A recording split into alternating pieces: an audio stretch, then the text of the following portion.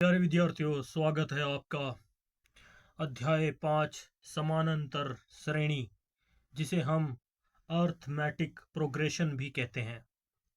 तो सबसे पहले प्रिय विद्यार्थियों, इन सवालों को हल करने से पहले हम कुछ बेसिक जान लेते हैं समानांतर श्रेणी के बारे में कि समानांतर श्रेणी क्या होती है। ये न्यू एनसीईआरटी बुक के अनुसार है 2025 की एग्जामिनेशन के लिए, और ये भी हम तैयारी करा रहे हैं। अभी चल रहा है जनवरी का मंथ। तो प्यारे विद्यार्थियों, अभी आज हम बताएंगे समानांतर श्रेणी क्या होती है, समानांतर श्रेणी के कितने प्रकार की है, समानांतर श्रेणी के प्रथम पद निकालने का फॉर्मूला क्या है, सार्वधातुक डी को कैसे निकालते हैं, ए अर्थमेटिक प्रोग्रेशन का व्यापक रूप क्या है, समानांतर श्रेणी का व्यापक रूप क्या है। तो ये सब बातें आपको अभी कुछ हम सोल्व करेंगे, आपके सामने बताएंगे इन चीज़ों को, ताकि आपको समझ में आए कि हम सबसे पहले समानांतर श्रेणी को समझते हैं कि समानांतर श्रेणी क्या है। इसको शॉर्टकट में समानांतर श्रेणी, समानांतर श्रेणी, जैसे कि इसके नाम से ही आप समझ गए होंगे, समान अंतर यानी समान प्लस अंतर, यानी कहने का मतलब जिन पदों का सूची में अंतर समान होता है उसे समांतर श्रेणी कहते हैं। ये तो होगी इसकी परिभाषा प्यारे विद्यार्थियों। अब समानांतर श्रेणी को इंग्लिश में क्या लिखते हैं, अंग्रेजी में क्या बोलते हैं इसको? समानांतर श्रेणी को इंग्लिश में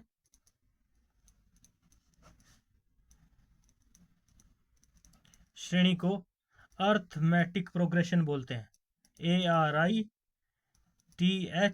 अर्थमेटिक प्रोग्रेशन।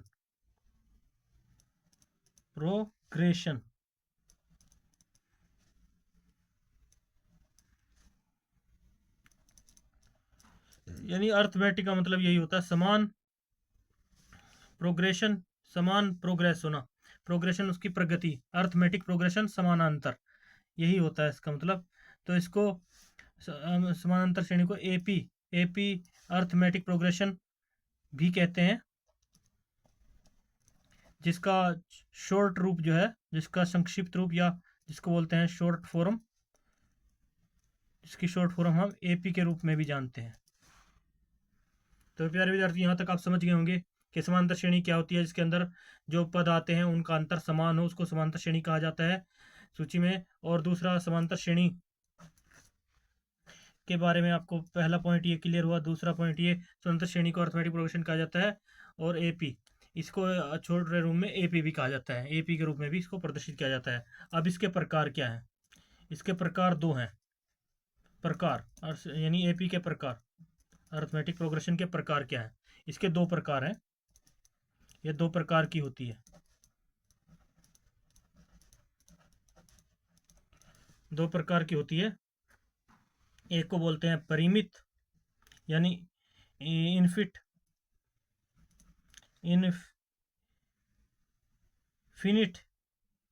यानी एक होती है फिनिट, इसको फिनिट बोलते हैं, फिनिट, FINI, छोटे में लिख लेते हैं फिनिट। एक होती है फिनिट एपी। फिनिट एपी का मतलब होता है FINIT, फिनिट एपी यानी परिमित। फिनिट एपी यानी दो प्रकार की होती है, फिनिट एपी, एपी के प्रकार, यहाँ पे लिखे हैं अर्थमेटिक प्रोग्रेशन के प्रकार। एक होता है फिनिट एपी और एक होती है इन्फिनिट एपी। Infinite AP. अब फिनिट एपी क्या होती है? परिमित श्रेणी। परिमित श्रेणी उसको कहा जाता है, यानी समान परिमित समांतर श्रेणी उसको बोला जाता है, जिसको यानी इन्फिनिट परिमित या समांतर परिमित समांतर श्रेणी उसको कहा जाता है, जिसका अंतिम पद दिया हो, यानी जिसमें जिसमें अंतिम पद जिसमें अंतिम पद दिया हो जैसे कि एग्जाम्पल के रूप में आपके पास एपी दे रखी है, जैसे एपी बराबर दी हुई है 2, 4, 6, 8, 10, यानी ऐसे पूरी एपी दे रखी हो, या इसको भी लिख सकते हैं 4, 8, 12, 12, 16, 20, ये सब में दे रखा हो, या इसको ऐसे भी लिख सकते हैं 2, 4, 6 और ऐसे करके 20। तो ये सब जिसमें अंतिम अंक दिया हो, अंतिम पद दिया हो, उसको जो है हम क्या नाम है, परिमित एपी कहते हैं। और दूसरी आती है अपरिमित एपी। अपरिमित एपी यानी समांतर श्रेणी कह सकते हैं इसको। ऐसी समांतर श्रेणी जिसमें अंतिम अंक नहीं दिया हो, जिस सूची में या जिस श्रेणी में जिस सूची में या श्रेणी में अंतिम पद ना दिया हो, उसको बोलते हैं अपरिमित एपी। तो अपरिमित एपी के एग्जाम्पल कुछ आपके पास हैं, जैसे कि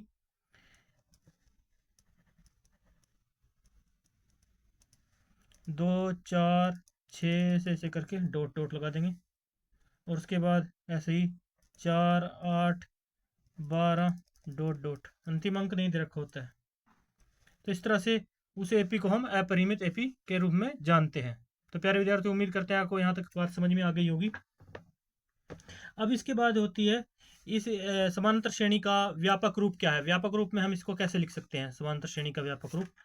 तो ये सब लिखने के बाद यहाँ तक की बात फिनिश। अब आगे के पॉइंट पे बढ़ते हैं। समानांतर श्रेणी का व्यापक रूप यानी एपी का व्यापक रूप कैसे लिखते हैं, अर्थमेटिक प्रोग्रेशन को व्यापक रूप, समानांतर श्रेणी का व्यापक रूप क्या है। व्यापक रूप आगे सवालों में आपको इसकी आवश्यकता पड़ेगी, तो इसका व्यापक रूप होता है ऐसे। इसको हम लिख सकते हैं ए कोमा ए प्लस डी कोमा ए प्लस 2d कोमा ए प्लस 3d के रूप में इसको लिखा जा सकता है। आगे भी है, ये तो उसका हो गया एपी का व्यापक रूप। उसके बाद होता है सार्वअंतर। सार्वअंतर बोलते हैं, इसको डी से डिनोट किया जाता है, D1। तो सार्वअंतर का क्या होता है, जो हमारी एपी होती है, इसके सार्वअंतर को जो है क्या होता है, सार्वअंतर जो है पहले पद दूसरे पद में से पहले पद को माइनस किया जाता है। सार्वअंतर ज्ञात करने के लिए हमारे पास दूसरा पद माइनस प्रथम पद किया जाता है। इसमें दूसरे पद को A2 से डिनोट किया जाता है और दूसरे पद को A1 से डिनोट किया जाता है। तो सार्वअंतर A2 माइनस A1 के रूप में प्राप्त किया जाता है। तो इस तरह से इसे सार्वअंतर कहा जाता है, प्रथम दूसरा पद माइनस प्रथम पद। तो इस तरह से सार्वअंतर ज्ञात कर लिया जाता है, D1, D2, D3 ऐसे ही आगे बढ़ता चला जाएगा। ये उसी हिसाब से इसको सार्वअंतर ज्ञात करते रहेंगे। और इसमें और नई बात समझने की है कि प्रथम पद एपी में प्रथम पद किस से डोनेट किया जाता है। एपी का प्रथम पद कौन होता है, प्रथम पद इसमें जो प्रदर्शित किया जाता है प्रथम पद, वो A1 से प्रदर्शित किया जाता है, बराबर होता है A1। A1 से A1 या A, प्रथम पद A या A1 के रूप में माना जाता है, A या A1 के रूप में लिया जाता है। सार्वअंतर को D से मानते ही हैं, मैंने बताई दिया आपको, D1 के रूप में लिखा जाता है। सार्वअंतर जो है वो D माना जाता है, D के रूप में लिया जाता है, D1, D2, D3 ऐसे ही माना जाता है। तो इसके बाद सार्वअंतर की बात होगी। उसके बाद आता है सूची में nवा पद निकालने का फॉर्मूला।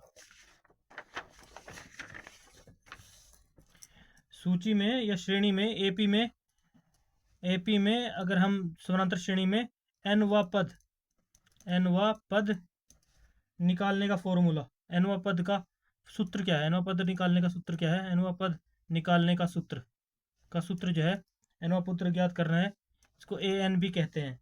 तो इसका सूत्र है, इसको an से डिनोट किया जाता है। nवा पद an निकालने का सूत्र है an बराबर a plus n minus 1 into D, ये फॉर्मूला है। अगर जैसे कि यहाँ पर आपको हम a के तौर पे A10 लिख दिया यहाँ पे, तो क्या फॉर्मूला बनेगा, a plus 10 minus 1 into D बराबर आएगा a प्लस 9d, इसकी वैल्यू बन जाएगी 9d। तो प्यारे विद्यार्थियों, एन ए पी का एन निकालने का ये फॉर्मूला है। तो इस प्रकार से ये बात आपको समझ में आ गई होगी। इसी तरह से हम आगे बढ़ते हैं,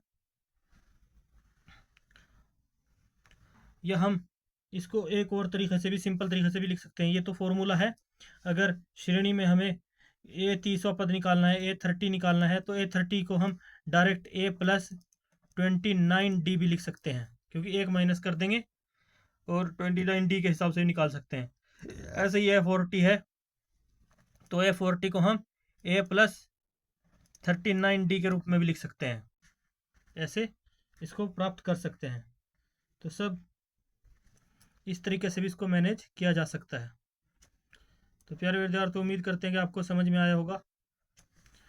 तो बस यही है इसमें सब बातें बताने का। बाकी जब हम प्रश्नावली में शुरू करेंगे सवाल, तो उसमें हमें सबसे पहले प्रथम पद ज्ञात करना होगा, उसके बाद उसका सार्वंतर देखना होगा, उसका डिफरेंस देखना होगा, उसके अंदर क्या अधिक है, क्या कम है, क्या वो है, उसी के अनुसार हमें अपनी सूची प्राप्त करनी होगी। उस सूची को देखना होगा कि वो सूची जो है AP में है, उसका अंतर समान है या नहीं है। उसके लिए हम आगे बढ़ते चलेंगे सवालों में। तो प्यारे विद्यार्थियों, अब शुरू करते हैं। पहला सवाल दिया गया है, निम्नलिखित स्थितियों में, हमारे पास निम्नलिखित स्थितियों में किन स्थितियों में संबंध संख्याओं की सूची AP है। निम्नलिखित स्थितियों में से किन स्थितियों में संबंध संख्याओं की सूची AP है और क्यों। तो इसमें बता रहा है भाई कौन से संबंध, जो सवाल बताया गया है इसके हिसाब से कैसे आपको पता लग रहा है कि ये इसके AP के जो अंतर है वो समान आ रहे हैं या नहीं आ रहे हैं। तो बताएं और क्यों, कारण बताइए। तो देखिए, इसमें लिखा है, पहला सवाल दिया, पहले सवाल का, प्रत्येक किलोमीटर के बाद का टैक्सी का किराया, जबकि प्रथम किलोमीटर के लिए किराया 15 रुपये है और प्रत्येक अतिरिक्त किलोमीटर के लिए किराया 8 रुपये है। तो प्यारे विद्यार्थियों, इसमें आपको समझना होगा कि हल क्या कह रहा है। वो सबसे पहले बात तो यह है कि हमारे पास यहाँ पे कोई रास्ता है। ये प्यारे विद्यार्थियों एक रास्ता है, यहाँ पर गाड़ी चलती है। प्रत्येक किलोमीटर के बाद का टैक्सी का किराया, जबकि प्रथम किलोमीटर के लिए किराया 15 रुपये है। मान लीजिए कि यहाँ पे गाड़ी, हमारी टैक्सी चली और यहाँ पे इसका किराया जो है कितना दे रखा है, 15 रुपये। कितना दिया हुआ है, 15 रुपये की, यानी ये 1 किलोमीटर का एरिया है। सॉरी, यहाँ पे हम लिखेंगे 1 किलोमीटर, प्रथम किलोमीटर, प्रत्येक किलोमीटर के टैक्सी किराया, प्रथम किलोमीटर के लिए किराया कितना है यहाँ पे, 15 रुपये। कितना है, 15 रुपये। और प्रत्येक अतिरिक्त किलोमीटर के लिए किराया 8 रुपये है। अगर गाड़ी यहाँ से कुछ आगे बढ़ती है, ये हमारी कार है, ये आगे बढ़ी यहाँ से कुछ दूरी पे, यहाँ पे पहुँची, तो यहाँ पे जाके अतिरिक्त किलोमीटर है जो है, अतिरिक्त कहेंगे, अतिरिक्त किलोमीटर जैसे कि है यहाँ पे, यानी 1 किलोमीटर और चले, एक अधिक अधिक और किलोमीटर चल गए, एक अधिक, तो 1 किलोमीटर अधिक हो गए यहाँ पे। तो उसके लिए इसने अतिरिक्त किलोमीटर के लिए किराया 8 रुपये है। तो फिर बता रहा है कि वहाँ अतिरिक्त के लिए आपका किराया 8 रुपये है, तो 8 रुपये एक्स्ट्रा हो गया। 1 किलोमीटर यहाँ था, 1 किलोमीटर और आगे चले, तो ये टोटल 2 किलोमीटर हो गया यहाँ पे। तो 15 प्लस 8, यानी अतिरिक्त किराया बढ़ता चला जाएगा, 15 प्लस 8 हो जाएगा। और ऐसे ही आगे चलेंगे, यहाँ पे 1 किलोमीटर, 2 किलोमीटर, यहाँ पे 3 किलोमीटर हो जाएगा। यहाँ पे अपने 2 किलोमीटर बने, यहाँ पे 3 किलोमीटर हो गए, तो 3 किलोमीटर में और अतिरिक्त आगे चला गए, तो यहाँ पे और जुड़ जाएंगे। यहाँ पे 15 8 23 आया था, तो 23 प्लस 8 हो जाएगा, क्योंकि 15 और 8 23 आया, और यहाँ पे 23 बना, 23 और यहाँ पे कितना बन गया 31। ऐसे ही कुछ और आगे चलेगी 4 किलोमीटर पे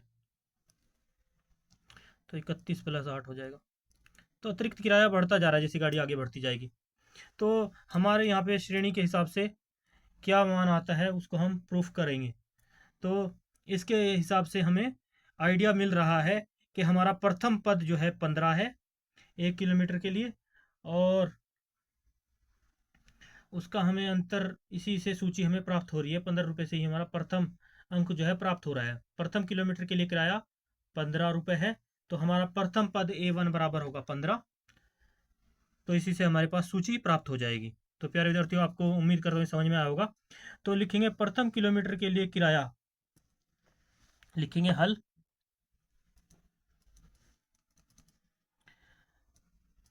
प्रथम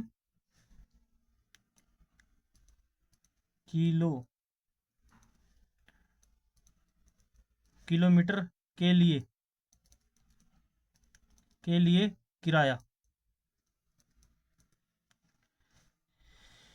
किराया है रुपए बराबर 15। 15 को हम यहाँ पे A1 के बराबर रखेंगे, A1 बराबर 15, या इसको हम A1 बराबर 15 भी लिख सकते हैं। 15, तो A1 बराबर 15 हम इसको रखने के बाद A1 बराबर हम 15 ले लिए यहाँ पे। तो 15 रुपये, तो हम इसको देख लेते हैं। A1 बराबर 15 है। तो अतः सूची हमारे प्राप्त होती है, अतः प्रश्न से हमें सूची प्राप्त होती है। अतः 15 रुपये है, और अतिरिक्त किराया, और प्रथम किलोमीटर के लिए 8 रुपये है, और प्रत्येक अतिरिक्त किलोमीटर के लिए किराया। तो लिखेंगे अतिरिक्त किलोमीटर के लिए किराया, प्रश्न से अतिरिक्त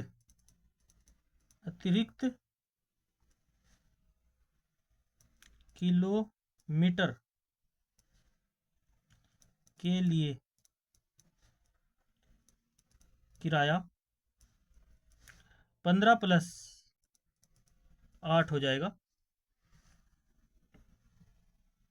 8 रुपये दिया है। तो हमारे पास यहाँ पे A2 प्राप्त हो रहा है 23 रुपये। तो A2 हमारा इससे प्राप्त हो रहा है। तो अतः हम लिखेंगे हमारे पास सूची जो है, अतः हमारे पास सूची प्राप्त होती है सवाल से। अतः सूची, तो यहाँ पे थोड़ा निशान लगा देंगे। अतः सूची हमारे पास प्राप्त हो रही है। अतः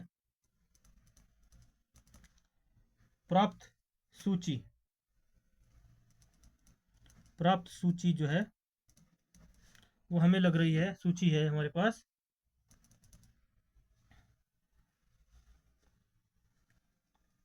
A1 A2 A3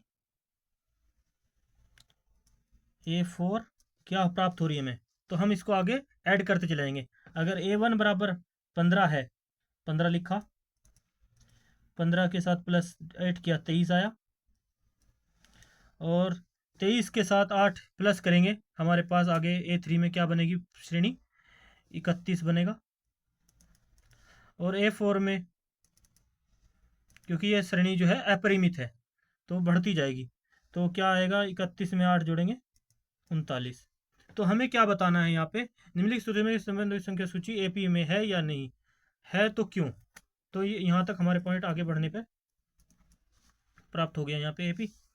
तो अब क्या करना है, इसमें यह देखना है कि ये सूची AP में है या नहीं। तो इसके लिए हम इसका सार्वंतर निकालेंगे, यह सूची AP में है या नहीं के लिए देखेंगे। AP में है या नहीं, इसके लिए क्या करेंगे, हम सूत्र से D1 निकालेंगे, सार्वंतर निकालेंगे। जांच करने पर संबंध संख्याओं का किन स्थितियों में सूची AP में है या नहीं, जांच करने पर सूची AP में है या नहीं, जांच करने पर करने पर हमें हम डी निकालेंगे, इसलिए सार्वंतर सार्वंतर सार्वंतर निकालेंगे। अगर समान अंतर हुआ तो एपी में होगी। तो लिखेंगे D1 बराबर, इसको D1 से डिनोट करते हैं, D1 बराबर A2 माइनस A1। तो A2 का मान क्या दिया हमारे पास, A2 का मान 23 है, तो 23 माइनस 15 करेंगे, बराबर कितना आया 8। तो D1 बराबर 8 आया। तो इसी प्रकार से आगे बढ़ेंगे हम, D2 का मान निकालेंगे आगे। D1 बराबर 8 आया, तो D2 बराबर A3 माइनस A2 हो जाएगा। तो A3 माइनस A2 कितना आया, A3 हमारे पास क्या है, A3 हमारे पास 31 है, तो 31 माइनस A2 कितना है 23 बराबर 8। अब D3 निकाल लेंगे इसी तरह से। अब D3 ज्ञात करने पर, D3 ज्ञात करने के लिए क्या है, A4 माइनस A3। तो यहाँ पे D3 के लिए वैल्यू निकलेगी हमारे पास, D3 बराबर क्या होगा, हमने लिखा है A4 माइनस A3। A4 क्या है 39 माइनस 31 बराबर 8 आया माइनस करके। तो D3 बराबर भी 8 है। तो सब जगह पे हम देख रहे हैं कि D1 is equal to D2 is equal to D3, तो सब जगह मान समान है। तो इसलिए लिखेंगे, इसलिए यह सूची एपी में है, एपी में है यानी समांतर श्रेणी में है। ये हमारा आंसर होगा, उत्तर। तो प्यारे विद्यार्थियों, उम्मीद करते हैं कि आपको ये सवाल समझ में आया होगा।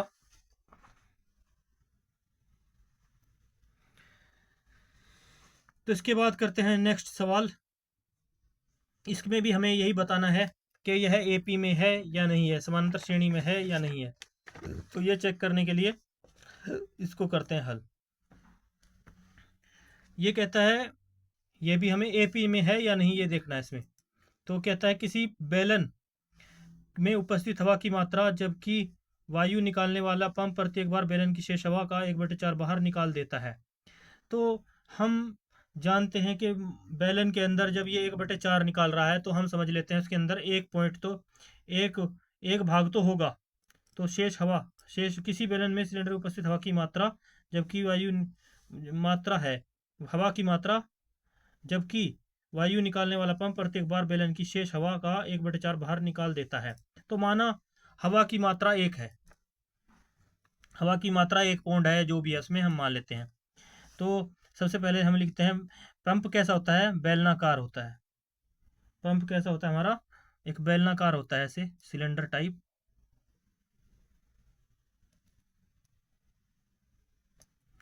तो यहाँ पे इसके कुछ नोजल लगा है, ये निकाल रहा है, और यहाँ पे कुछ इसकी हत्ती लगी हुई है जिसे चलाने से ये हवा निकाल देता है। तो इसकी बात हम करते हैं कि माना बेलन में उपस्थित हवा की मात्रा 1।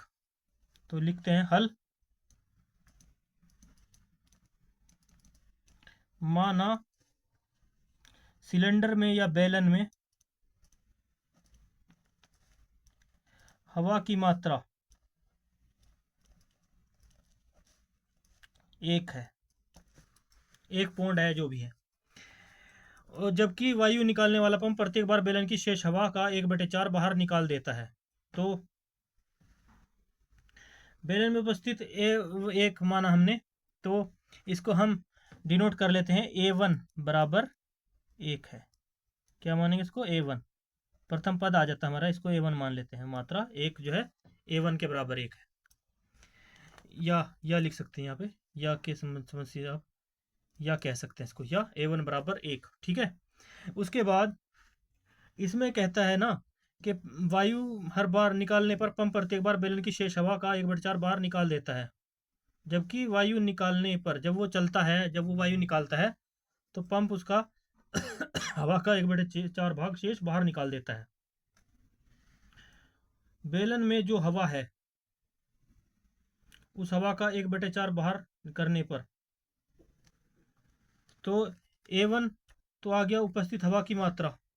बेलन में उपस्थित हवा की, माना बेलन में उपस्थित हवा की मात्रा, उपस्थित हवा की मात्रा लिखेंगे यहाँ पे, उपस्थित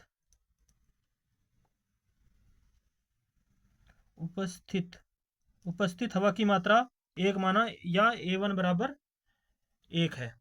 अभी क्या कह रहा है दूसरी बार, तो A2 के मान के लिए क्या होगा,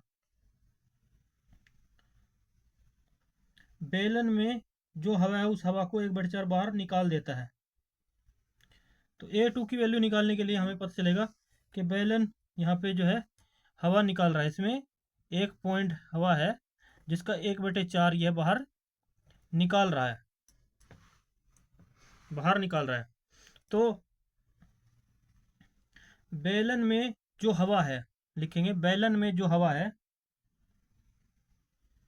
A2 की वैल्यू आ जाएगी यहाँ पे, इसको हम A2 से डिनोट करेंगे, इसलिए A1 तो 1 है और जो निकाल रहा है उसको तो निकालने के लिए A2 बेलन में जो हवा है तो A2 के बराबर होगी।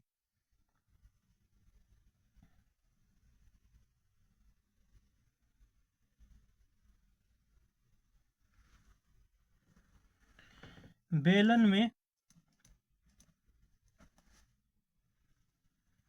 में जो हवा है उस हवा का 1/4 भाग बाहर करने पर,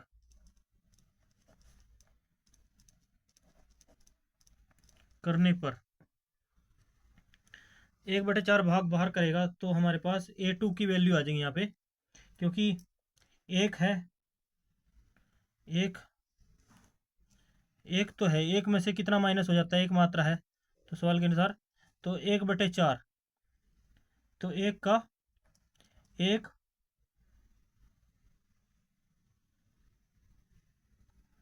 गुणा 1/4 भाग उसका बाहर निकाल देता है ये, तो माइनस करके क्या आएगा हमारे पास,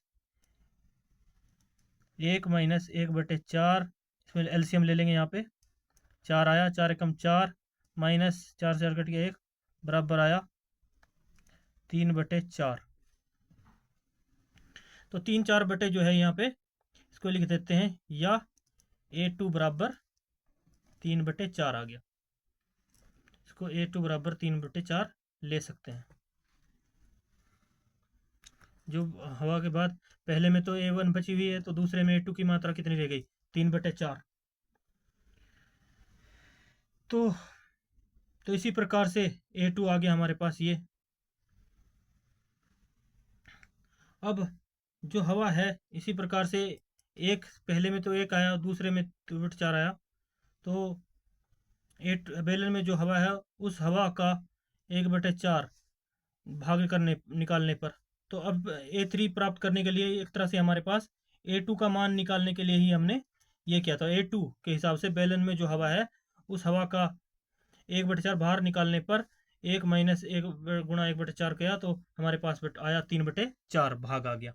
अब A3 करने के लिए क्या होगा हमारे पास, A3 लिखेंगे, A3 के हिसाब से बेलन में, क्योंकि हमें तो ये सूची निकालनी है, बेलन में जो हवा है उस हवा का उस हवा का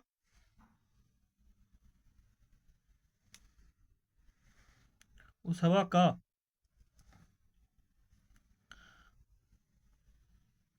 का 1/4 भाग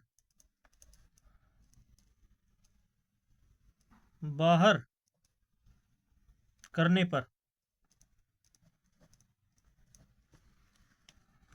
तो A3 की वैल्यू निकालने के लिए फिर हमें जो हमारे पास A2 का मान आया है,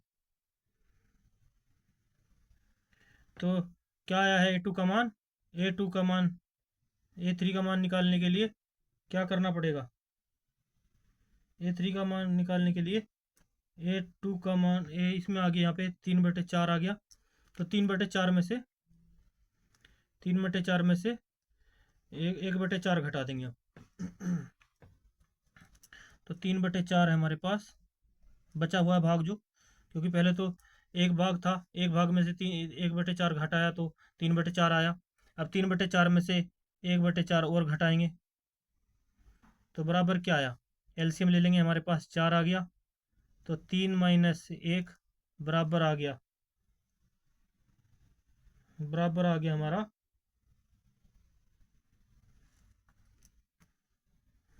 क्योंकि ये तो ऑलरेडी उसका 1/4 निकाल रहा है, उसका गुणा करके 1/4 3 का, और माइनस किस में से कर रहे हैं? 3/4 में से। तो इसकी पहले इधर गुणा हो जाएगी, उसके बाद ही हम इसका लघुत्तम निकालेंगे। लिखेंगे, आगे कर लेते हैं, आगे बढ़ते हैं इस सवाल में। यहाँ तक क्लियर हो गया। इसके बाद आगे करते हैं भाग ये, क्योंकि हमें तो एपी ढूंढनी है इसके अंदर से। तो एपी के चक्कर में हमें ये A3 का बेलन की जो हवा है उसके हिसाब से इसको निकालने पर घटाते रहेंगे, और जब तक इसका मान नहीं आ जाता तब तक। तो घटाने पर क्या आया हमारे पास? आगे बढ़े, 3/4 और इनके आपस में ये गुणा है तो माइनस का बीच में 3 का निशान, 3/16 आ गया। तो अब इसका आगे बढ़ेंगे, यहाँ पे लाइन लगा लेते हैं। यहाँ पे लघुत्तम आ जाएगा 16, 4 चौके 16, 4 तिये 12, 16 का 16 माइनस 3 बराबर आ गया 12 में से 3 के 9/16। तो ये हमारे पास प्राप्त हो गया 9/16। तो अभी हम देखते हैं अतः सूची हमारे पास क्या प्राप्त हो रही। सूची ये A3 का मान आ गया, यहाँ पे करते करते हमारे पास क्या मान आया? A3 की वैल्यू आ गई, A3 बराबर, तो A3 बराबर आया हमारे पास 9/16। तो इस तरह से हमने सूची ज्ञात करी, लेकिन ये सूची एपी में है या नहीं ये चेक करने के लिए यह सूची, अतः सूची लिखेंगे, अतः सूची लिखेंगे, अतः सूची हमारे पास क्या है? सूची हमारे पास सूची है, एक तो पहले नंबर 1 पे हमने 1 माना था, 1 के बाद हमारे पास घटाने पर उसे 3/4 आया था, 3/4 मानने के बाद हमारे पास आया था 9/16। तो 9/16 आया ना। सूची तो हमारी A1 A2 B1 B2 इसी तरीके से हिसाब से हुई थी ना। तो अब ये हमारे पास मान आ गए, A1 ये आ गया, A2 ये आ गया, A3 ये आ गया। तो यह सूची, अब देखते हैं यह सूची एपी में है या नहीं। यह सूची एपी में है या नहीं के लिए चेक करेंगे। तो इसके लिए हमें क्या करना पड़ेगा? ये एपी में है या नहीं ये सूची, तो इसके लिए हमें क्या करना होगा? है या नहीं, इसके लिए हमें सार्वंतर निकालना होगा। इसलिए सार्वंतर बोले D1 बराबर होता है A2 माइनस A1। तो A2 की मात्रा क्या है हमारे पास? तो लिखेंगे, बढ़ेंगे आगे। A2 हमारे पास है 3/4 माइनस 1, आगे बढ़े, इसका एलसीएम आ गया 4, तो 3 का 3 और माइनस करके 4, तो बराबर आया 1/2 माइनस के 1/2। D1 हमारे पास प्राप्त हो गया 1/2। तो इसके इसी प्रकार से D2 निकालेंगे। D2 निकालने का फॉर्मूला क्या होगा? A3 minus A2। तो A3 क्या है हमारे पास? 9/16 -3/4 बराबर करेंगे 16 लघुत्तम आया एलसीएम। तो क्या प्राप्त हुआ हमारे पास? 16 का 16, 9 के 9 ऐसे आ जाएंगे। 4 चौके 16, तो 12 माइनस के ये 4 इधर से 4 चौके 16 पे 3 चौके 12, तो आया 12 में से 9 के माइनस के 3/16 बचे। तो इन दोनों का अंतर ही अगर हम देखें, D1 बराबर D2 जो है बराबर नहीं है आपस में, इसलिए अतः D1 is not equal to D2। D2 है तो यह सूची AP में नहीं है, अतः यह सूची AP में नहीं है, ये हमारा आंसर होगा। तो प्यारे विद्यार्थी, आप समझ गए होंगे। अब इसके बाद इसका नेक्स्ट सवाल है कि प्रत्येक किलोमीटर की खुदाई के बाद एक कुआं खोदने में आई लागत, जबकि प्रथम मीटर खुदाई की लागत, ये सब हमें बताना है कि ये AP में है या नहीं है। इसको भी ऐसे ही सेम सोल्व करना है।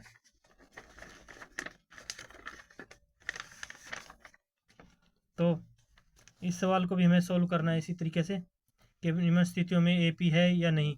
तो ये प्रूफ करना है यहाँ पर भी। तो प्रत्येक मीटर की खुदाई के बाद एक कुआं खोदने में आई लागत, जबकि प्रथम मीटर खुदाई की लागत 150 रुपये है और बाद में प्रत्येक मीटर खुदाई की लागत 50 रुपये बढ़ती जाती है। तो ये बढ़ने वाली ही लागत के हिसाब से ही आगे हमारी जो A1 A2 B1 A2 B2 3 A3 का मान बढ़ता चला जाएगा। तो हम मान लेते हैं कि एक कुआं खोदा जाता है। क्या खोदा जाता है? कुआं खोदा जाता है, प्रथम मीटर की खुदाई। तो एक कुआं है यहाँ पे, ये यहाँ से इतना खुदाई किया, एक कुआं है ये इतना खुदाई किया गया। कितना? ये 150 मीटर है। इसकी खुदाई जो है प्रथम मीटर की, यहाँ से यहाँ तक की मीटर की खुदाई की लागत जो है वो तुम्हारी जो है, क्या नाम है, ये 50 रुपये बढ़ती जाती है। यहाँ पे 150 रुपये है। ये कितना मीटर खुदा है? 1 मीटर, प्रथम मीटर, यानी 1 मीटर की खुदाई की कीमत यहाँ पे 150 रुपये। फिर आगे खुदाई करता है वो, तो इस खुदाई की कीमत फिर आगे बढ़ जाती है। यहाँ पे यहाँ से यहाँ तक की खुदाई की कीमत आ जाती है 50 रुपये और बढ़ जाती है। तो 150 प्लस 50 हो जाती है आगे बढ़ने पर। तो यानी इस प्रकार से 200 आ गई यहाँ तक की, और इससे आगे फिर खुदाई करता है। तो ऐसे खुदाई करने पर यहाँ पे 50 इसमें जुड़ता चला जाएगा। ये 200 हो गई, 200 में फिर 50 जुड़ेंगे,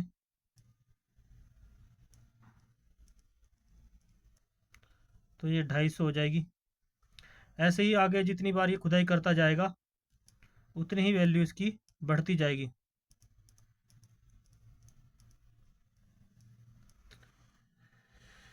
तो 1 मीटर प्रथम का मतलब हो गया A1 A2 B2 A3, इस तरह से ही ये माना जाएगा। तो यहाँ तक की खुदाई का ये मान है। तो 300 आ गया। अगर आगे खुदाई करेगा तो और बढ़ जाएगी वैल्यू। तो इस प्रकार से हमें तो सिर्फ इसे, ये AP में सूची है या नहीं है, ये प्रूफ करना है। तो इसके माध्यम से हम इसको सिद्ध करेंगे। तो लिखेंगे प्रत्येक किलोमीटर खुदाई के बाद एक कुआं खोदने में आई लागत, जबकि प्रथम खुदाई की लागत 150 रुपये है और प्रत्येक मीटर खुदाई की लागत के बढ़ती जाती है। तो 50 रुपये बढ़ती जाती है, तो 200 हो गई। तो प्रथम हम A1 जो प्रथम मीटर की दुराई पर जो है ना, वो A1 के बराबर ही है। तो लिखेंगे प्रथम मीटर की खुदाई, प्रथम माना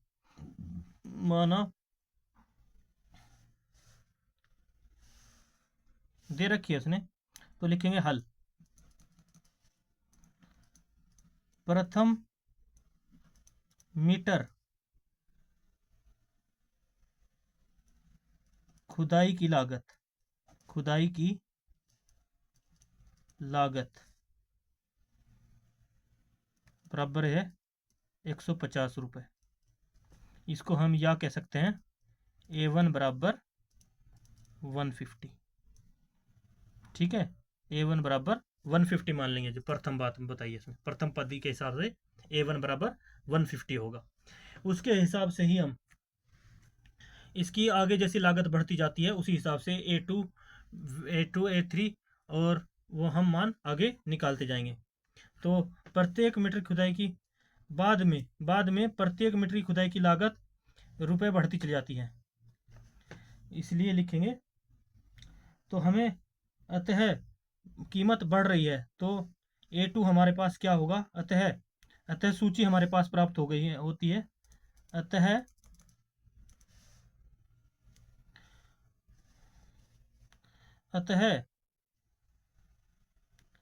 अतः प्रत्येक मीटर पर लागत बढ़ती है कितनी,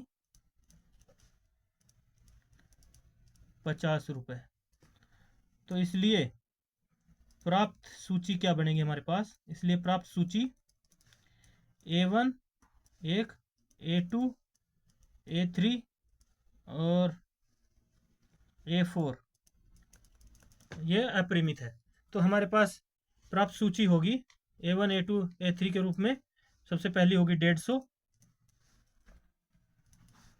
150 में 50 को जोड़ा, कितने हो गए हमारे यहाँ पे 200, और 200 में 50 को जोड़ा यहाँ पे कितने हो गए 250, और 250 में 50 को जोड़ा कितने हो गए यहाँ पे 300। तो ये एपी प्राप्त हुई हमें, क्या प्राप्त, सूची प्राप्त हुई, ये सूची प्राप्त हुई। ये हमारे पास A1 A2 A3 A4 का मान आ गया यहाँ पे। तो अब हमें इस सूची से यह ज्ञात करना है कि यह समानांतर श्रेणी में है या नहीं। तो वो देखने के लिए हमें क्या करना होगा, सार्वअंतर निकालना होगा। इसलिए यह सूची AP में है, समांतर श्रेणी में है या नहीं, जांच करने पर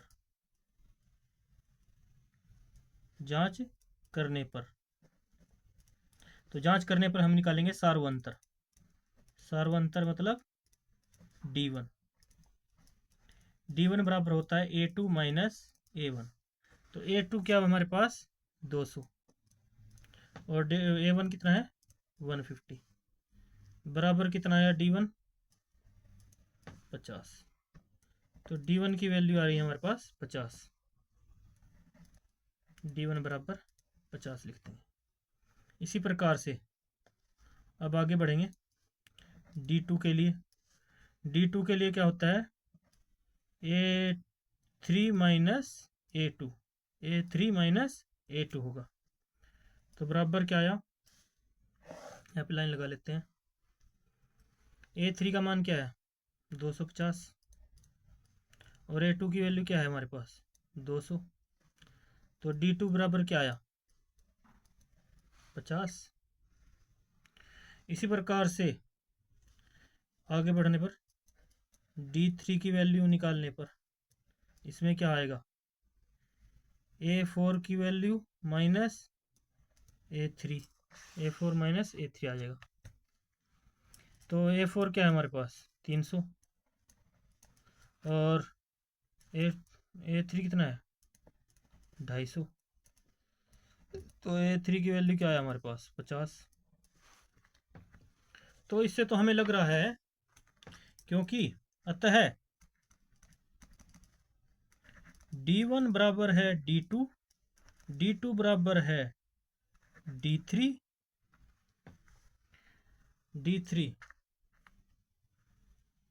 इसलिए लिखेंगे, इसलिए यह सूची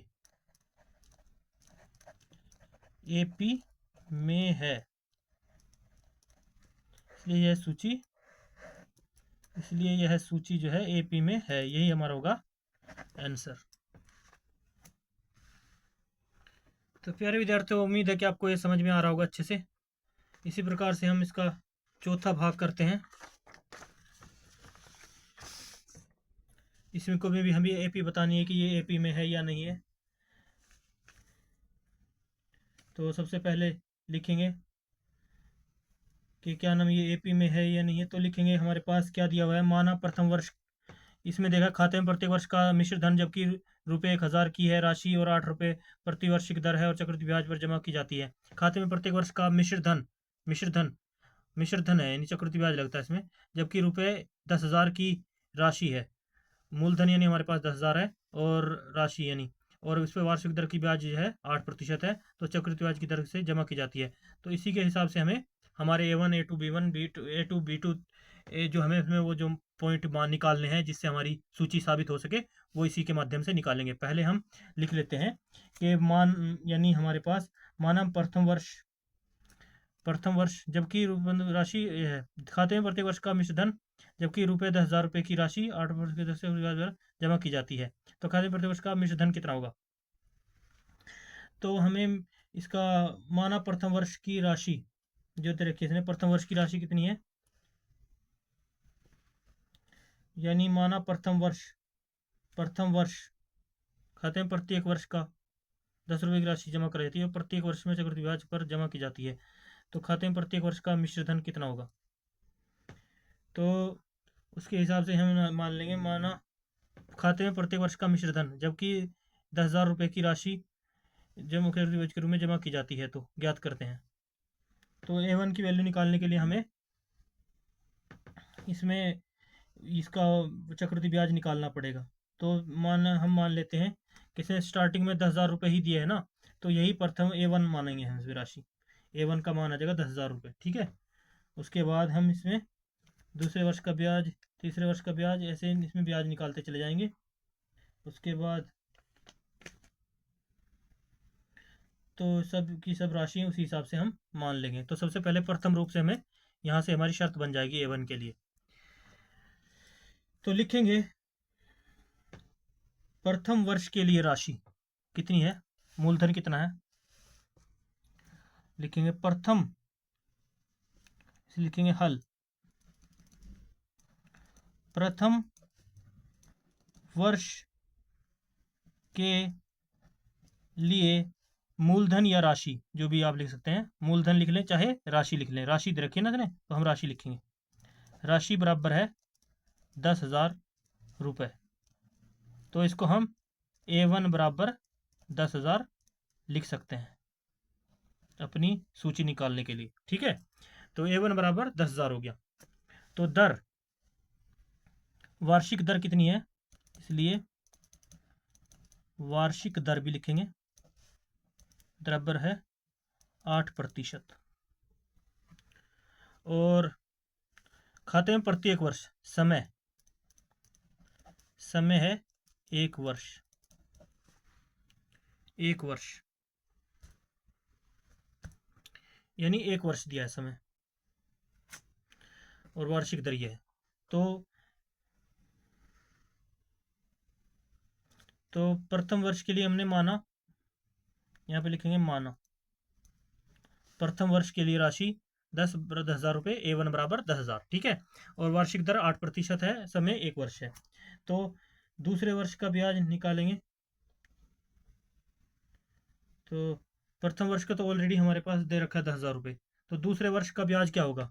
प्रथम वर्ष के लिए तो राशि 10,000 रुपये ऑलरेडी है हमारे पास, इसलिए दूसरे वर्ष यानी A2 का मान निकाल लेंगे। यहाँ पे दूसरे वर्ष का ब्याज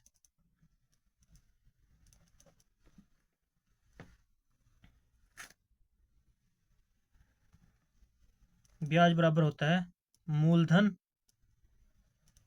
यानी जो राशि है गुणा दर गुणा समय बटे 100।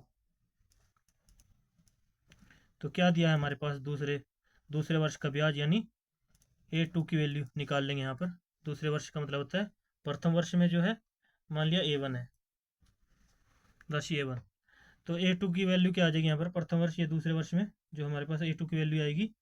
तो लिखेंगे 10,000 गुणा दर कितना है 8%, समय कितना है 1 वर्ष, बटे 100,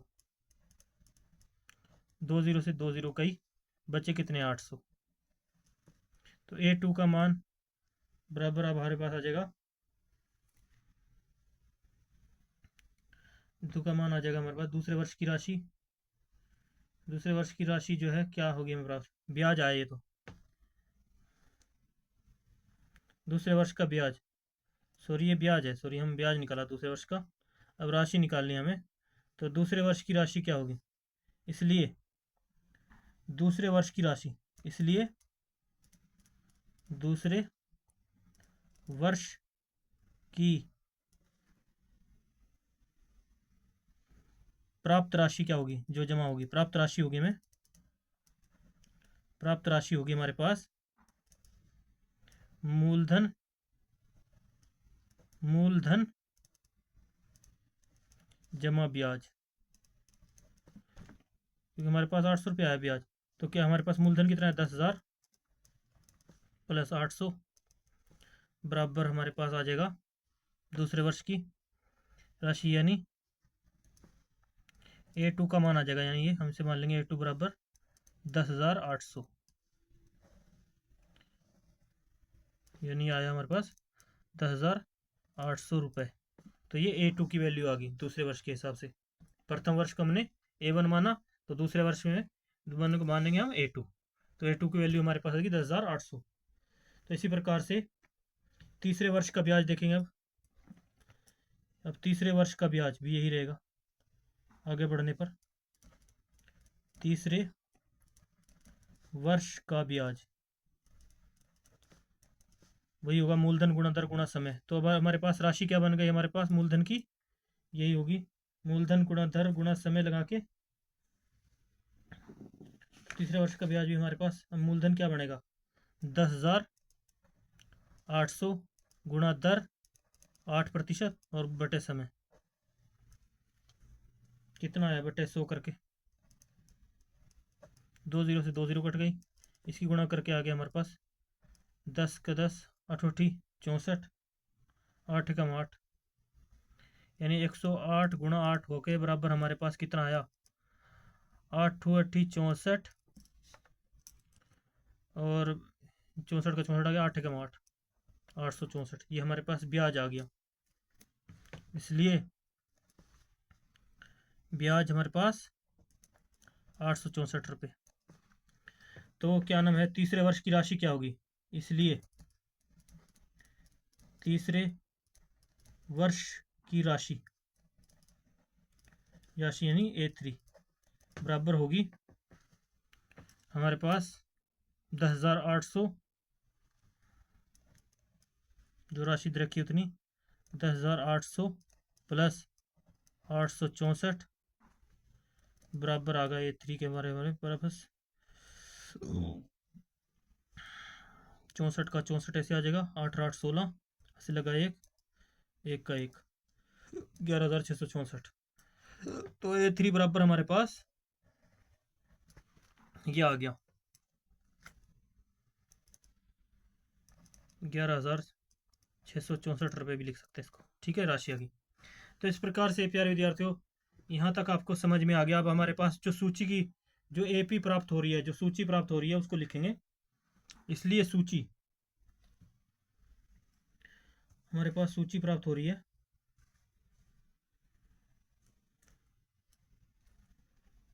इसलिए सूची, सूची क्या हमारे पास प्राप्त हो रही है, A1 A2 A3, ये आ रही है हमारे पास A1 A2 A3। तो इनके मान लिख लेंगे। प्रथम में तो हमें पता ही है कि हमने A1 का मान 10,000 माना था, तो 10,000। दूसरी क्या है, जुड़ कर आया था 10,800 ब्याज। तीसरी क्या आया था, 11,664। तो सूची ये होगी हमारे पास प्राप्त, और ये अपरिमित है। तो ये प्राप्त करना है कि जांच करनी है, जांच करनी है कि सूची, जांच की सूची AP में है या नहीं। तो ये जांच करने के लिए हम निकालेंगे सार्वअंतर। सार्वअंतर, सार्वअंतर बराबर होता है D1 बराबर होता है A2 माइनस A1। तो A2 का मान कितना है, 10,800 माइनस 10,000 बराबर कितना आया, D1 बराबर घटाने पर आया 800, D1 का मान आ गया। अब इसी प्रकार से हम D2 का मान ज्ञात करेंगे। तो D2 का मान यहाँ पे लिख लेंगे। D2 बराबर क्या होगा, A3 माइनस A2। A3 का वैल्यू कितना है, A3 की वैल्यू है 11,664 माइनस 10,800, घटाने पर क्या रहा D2, ये आ रहा भाई 64 के 64 आ गया, 16 में से 8 गया 8 तो यहाँ पे कितने बचे, 0, ये 864 आ रहा। तो इसलिए लिखेंगे D1 is not equal to D2। D2 है तो यह जो है यह सूची AP में नहीं है, AP में नहीं है, AP में नहीं है, यही हमारा इसका होगा आंसर, नहीं है, ये होगा हमारा आंसर। तो प्यारे विद्यार्थी, उम्मीद है कि आप समझ गए होंगे। नेक्स्ट सवाल हम अगली प्रश्नावली करेंगे, तब तक के लिए बाय बाय।